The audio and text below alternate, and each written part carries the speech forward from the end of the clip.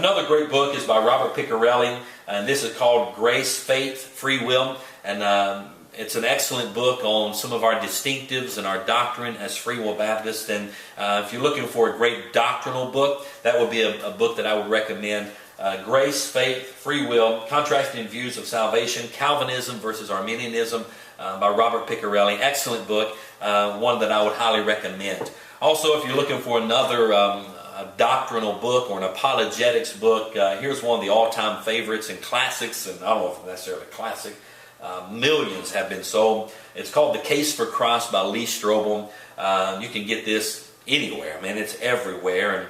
And it's a great apologetics book. And Lee Strobel, as you know, was an atheist, didn't believe in God, worked for the Chicago Tribune up in Chicago, Illinois, and set out to disprove the Bible and faith and Christianity. And, of course, as he started digging in there, he, got under conviction, and God saved him. And thank God, wonderful book. Highly recommend The Case for Christ by Lee Strobel. Now, those are some on the doctrinal side that you may enjoy. Let's get a little bit on the lighter side here. If you know me at all, you know that I enjoy two things extremely well. One of the things that I enjoy is Duke basketball, and by the way, our Blue Devils are doing pretty well this year, and so hopefully we have a back-to-back national championship. But that's enough. I won't say any more about that. But here's something else that I enjoy. I enjoy NASCAR.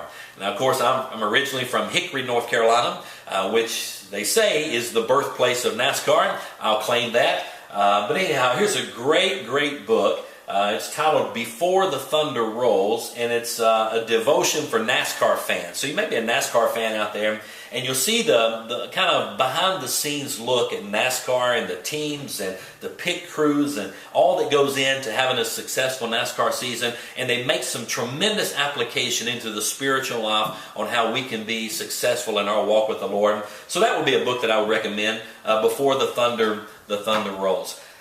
As we talked a little bit more about history, and I've shared with you how we need to go back and unpack our past and really have a good knowledge of where we came from, here's a great book about some Christian missionaries. The title of the book is In the Presence of My Enemies, and it's the Burnhams and how they were taken. I believe the year was 2001.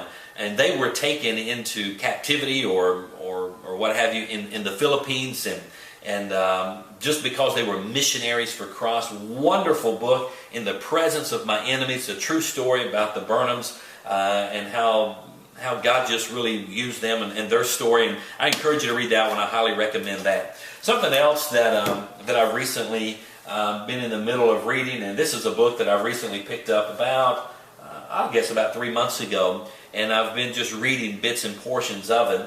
It's called The Real History of the American Revolution. It's a new look at the past. And boy, this is a book that I'm thoroughly enjoying. And it really goes back and just really unpacks the entire American Revolution. Maybe share some things that the school books and textbooks have left out about our faith and Christianity. And so anyhow, I'm enjoying that book. And so just thought I'd pass that on to you. Okay? Let's talk a little bit about leadership. If you know me, I love leadership books, and I have several hundred books on leadership, but here's one that I'll recommend, or I suggest that you get. The title of the book is called Tribes, and this is by Seth Godin. And Tribes, he talks about how we're all in some type of a tribe. We connect with different groups, and it talks about how we can effectively lead our tribe in this generation. We need you to lead us. That's the title of the book, Under Tribes. And so that'd be a great little book that I would encourage you to get, whether it's a religious group or he goes and he talks about several different types of tribes, religious, ethnic, political, or even musical groups. It's our nature to connect with tribes. He has a very interesting quote back here. He says, if you think leadership is for other people, think again. Leaders come in surprising packages. And then he unpacks a few surprising packages of individuals that rose to great leadership. But then he says this: if you ignore this opportunity to lead, you risk turning into a sheep walker, someone who fights to protect the status quo at all costs, never asking if obedience is doing you or your organization any good. sheep walkers don't do very well these days. And it's talking about tribes and how to be an effective leader in our tribes. Excellent book. Here's another book that I would highly suggest or recommend, and this one is by Stan Toller. And this book is titled Rethink Your Life. And it's a great book on renewing the mind.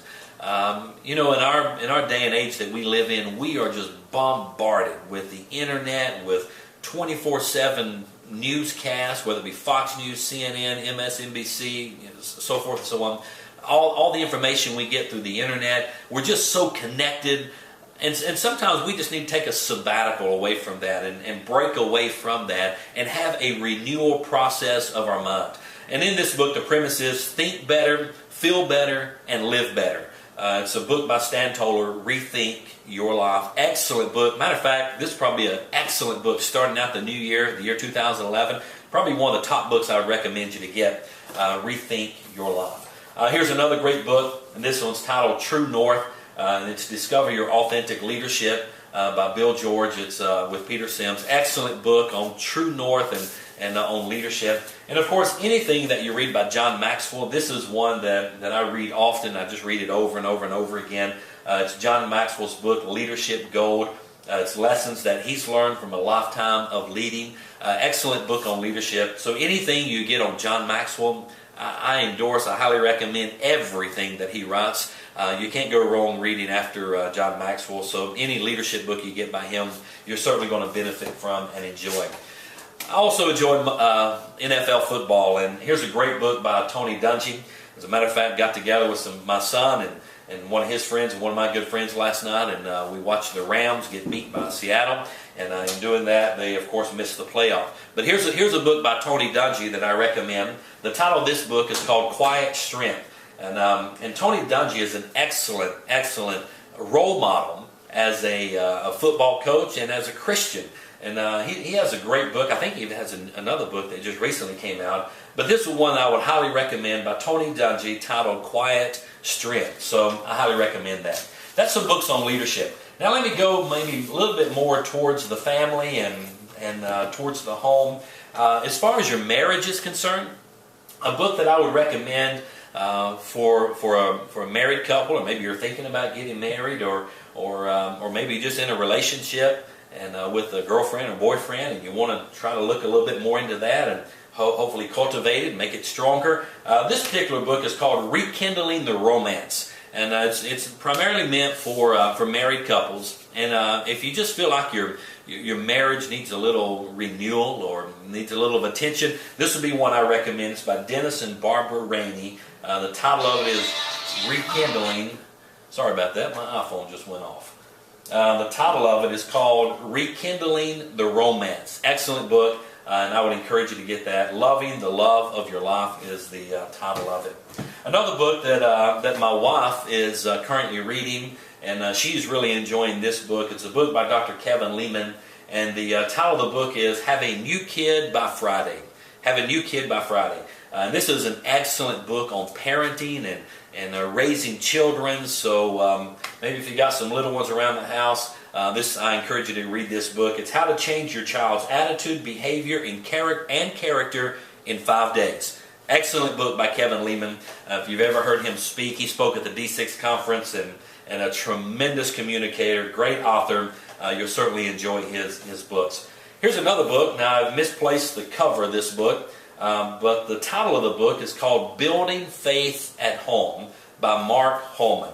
Now, this is a book really centered around the entire D6 paradigm about the parents being the spiritual influencers and leaders in the home. And so I encourage you to read this book, Building Faith at Home by Mark Holman, Holman. I think you would certainly enjoy that book, a great book I encourage. We talked also yesterday in our message about how Jesus increased in stature. And in increasing with stature, I talked about how that's primarily talking about his lifestyle. And in our lifestyle, one of the things that I mentioned that we need to be doing is we need to eat healthy and exercise regularly. Well, several years ago, I went on a cruise. Actually, our church sent us on a cruise with through the inner passageway of Alaska, an Alaskan cruise with Dr. Adrian Rogers and his wife Joyce. Now I know that Dr. Adrian Rogers has since passed away, but what a wonderful experience we had to be able to go on a cruise with him and his wife. And on that cruise, he preached through the book of Revelation. It's a wonderful cruise that our church sent us on. But while we were on that cruise, they had several books there. And Joyce Rogers, Adrian's wife, had written a book called The Bible's 7 Secrets to Healthy Eating. Now this is a book that I would encourage you to read and pay attention to. It talks about water and whole grains and honey and milk and fruits and vegetables and meats and so forth. An excellent book on some biblical principles concerning healthy eating by Joyce Rogers. Excellent book. I encourage you to get that one. Another book on more of the financial side of it. If you're paying attention to the finances, or you're trying to get out of debt, or you're trying to establish a budget in your house, anything you get by Dave Ramsey is going to be an excellent, excellent book for you to read. I just pulled this one off the shelf. I've got every book that he's ever written, but this one is Restoring Financial Hope to You and Your Family. It's financial peace. It's his classic. It's his cornerstone for his entire ministry. And so I would encourage you to read Dave Ramsey's book on financial peace. Well, those are a few books that I would suggest. Tom, that was an excellent question. And so I hope you're able to take some of these suggestions and maybe pause the video and write down the title of these books and go out and do a Google search and see where you can find them at the best price. And maybe you want to download them to your Kindle or your Sony Reader, or whatever the case it is. You may be reading them digitally.